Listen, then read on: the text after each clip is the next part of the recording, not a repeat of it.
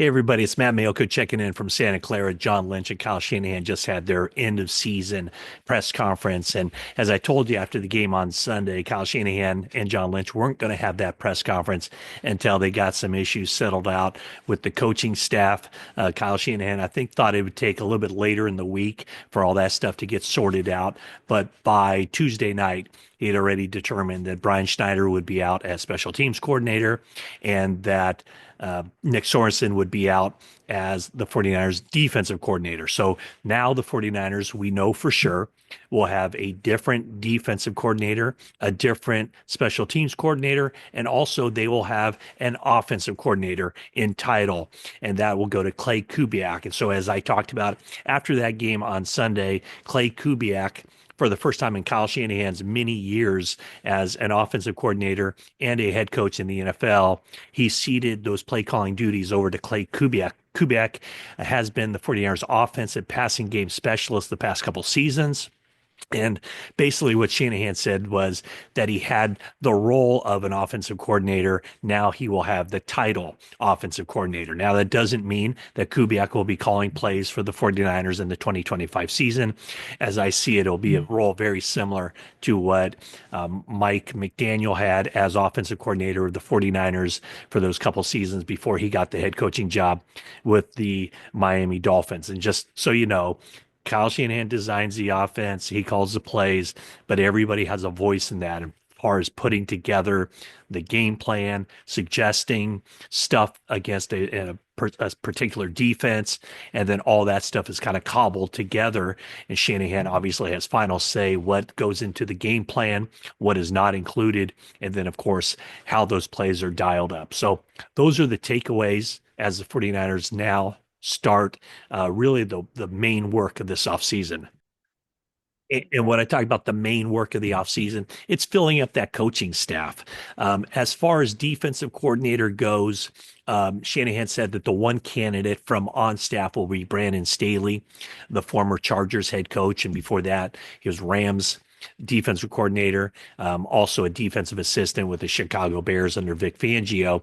So he comes from that Fangio tree of defense. I don't know exactly Brandon Staley did during his time here with the 49ers this last season, other than being a support for Nick Sorensen. But I would think that, there are some very strong candidates outside the building who will definitely be considered. Probably the front runner is Robert Saleh. Obviously he was the 49ers defensive coordinator here before he got the head coaching job with the Jets. Um, I would suspect he will be a hot commodity out there. The Jaguars plan to interview him for their head coaching job. By the way, Doug Peterson out as a Jaguars head coach, but Trent Baalke somehow remains on as general manager. So I don't know what that process is going to be as far as any coaching candidates wanting to go to work there for the Jaguars under Trent Baalke and that ownership. But that will be an option for Saleh. I would think that he will probably get some other interviews as well for head coaching jobs. But if he doesn't get a head coaching job in this cycle, the 49ers are a very strong option for him to come back to the 49ers. The other guy that I would consider a very strong candidate for this job is Jeff Ulbrich, the interim head coach of the Jets, who was on Saleh's staff with the Jets and did a really good job with that defense. And then after Ulbrich moved from defensive coordinator to interim head coach, that Jets defense kind of fell apart. I think that Ulbrich would love to come back to the 49ers. He played 10 seasons as a linebacker here for the 49ers. Saleh, I'm not sure what his plans are as far as what he would consider the best fit for him to be a defensive coordinator, if that's what happens, if he doesn't get a head coaching job. But I do believe for Ulbrich, Bay Area guy, South Bay guy, that would be a really good opportunity for him. As far as Nick Sorensen goes, Shanahan confirmed everything I reported in breaking the news about Sorensen not being back as defensive coordinator. He said that he wants to keep Nick Sorensen on staff with the 49ers, and he is I would say, very top candidate, if not the top candidate for the 49ers special teams coordinator position. Now, this can't just be a rubber stamp kind of thing where, the 49ers just hire a defensive coordinator tomorrow or a special teams coordinator tomorrow. It has to go through the process that the league kind of lays out there as far as interviewing minority candidates and all that. But if you were to ask me right now, who would be the 49ers special teams coordinator for the 2025 season, I would say Nick Sorensen.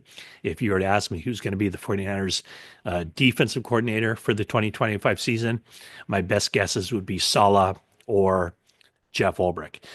So that's the situation with the coaching staff with the 49ers. Again, a new special teams coordinator, a new defensive coordinator, and an offensive coordinator. So some very significant stuff going on with the 49ers.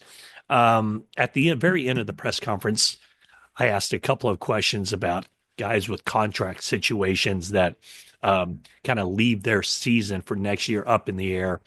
Um, Again, John Lynch confirmed everything I've been saying all along about Javon Hargrave, where he will be a post one release designated as an early release, which means that he will hit the open market in in mid-March when teams are allowed to start signing free agents. And it was all done for salary cap purposes. Hargrave was scheduled to make 19 million next season. There's no way he was going to make that with the 49ers, and there's no way he's going to make that with any other team. So he will have an opportunity to hit the open market early rather than waiting until after June 1 when the 49ers would realize that cap savings. He's an early designation, and the 49ers have made it very clear to him that they like him. They like everything about him. They would love to bring him back, but obviously just not at that number that he was scheduled to make for this season. So he will hit the open market. I would say kind of a long shot that the 49ers bring him back just because of their contract situation and where they are on the salary cap with all of the guys that they're going to be paying big money to, including Brock Purdy. And what John Lynch said about Brock Purdy, kind of erasing, there was never any doubt. I know some people out there are like, oh, they shouldn't sign him to a big money contract. They should make him play out the final year of his contract. That's not happening, folks. What John Lynch said was, he's our guy. And Brock Purdy is the 49ers guy, and he will sign a big contract. Both sides want to get it done. They want as little drama surrounding this as possible in this offseason. But that's one of the contract issues that the 49ers are dealing with. So Javon Hargrave will be a free agent. 49ers do want to bring him back, but at a price that works for them. I also asked John Lynch about Deebo Samuel and kind of comparing it to the Javon Hargrave situation. And he said, no, Deebo is under contract, and he said that Deebo Samuel will be back with the team. He kind of said that in no uncertain terms that Deebo Samuel will be back with the team. And let's see what the exact quote here from Shanahan or from Lynch is as it pertains to Deebo Samuel. He said he's a good player and he's done a ton for this organization, and we're not in the business of letting good players out of here. So again, that kind of goes with what I've been saying. I thought it was kind of 50-50 with Deebo Samuel, but my gut told me that he would be back with the team. Right now, it definitely looks like that is the case, that Deebo Samuel will be back with the 49ers in 2025.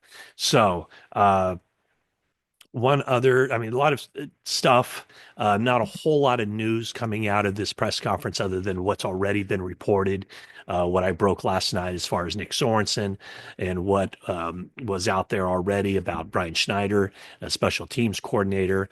What John Lynch said that Ricky Pearsall, I guess in kind of an uplifting moment, as they go through these exit interviews with players, Pearsall told the general manager of the 49ers, Mr. Lynch, I want to keep playing. So we all know Ricky Pearsall had a very challenging rookie season with the injuries during training camp, the hamstring, which forced him to miss 4 days at the beginning of practice, and then the shoulder subluxation that missed, I think he missed about 3 weeks due to that.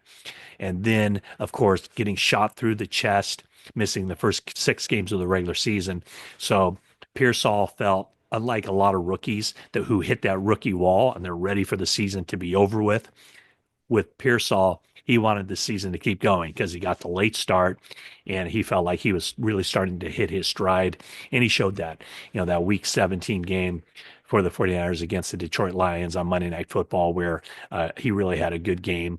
And so maybe setting up a little bit of momentum for next season. And he also will be working a lot with Brock Purdy in the off season too. Arizona kids, they're going to get out there and they're going to really work on that chemistry so that when the team gets back together in the spring, they can hit the ground running, quite literally hit the ground running.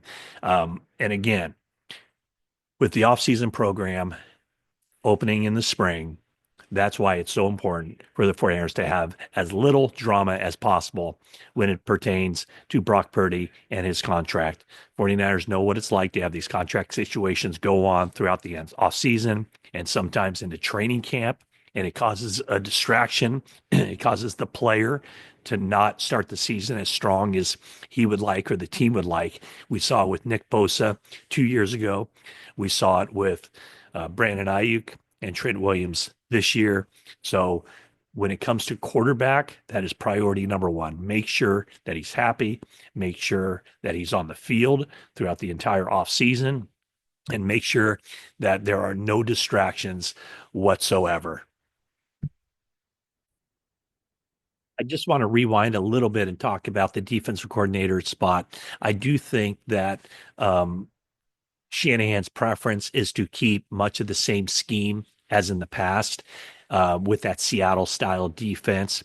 But he did say that he is open to anything as far as the right fit, the bringing in the right defensive coordinator for the personnel that the 49ers have and who can take that defense to another level, make the necessary adjustments with whatever that person is familiar with in his past and apply it to what the 49ers have going on here right now with their defense. So, I don't anticipate dramatic schematic changes with the 49ers, but we're already seeing that there will be some pretty dramatic changes on the coaching staff with Kyle Shanahan kind of retooling that staff in hopes that the team can put behind this 2024 season and get back to where they were. And it'll be a different look, no doubt about it. And Shanahan did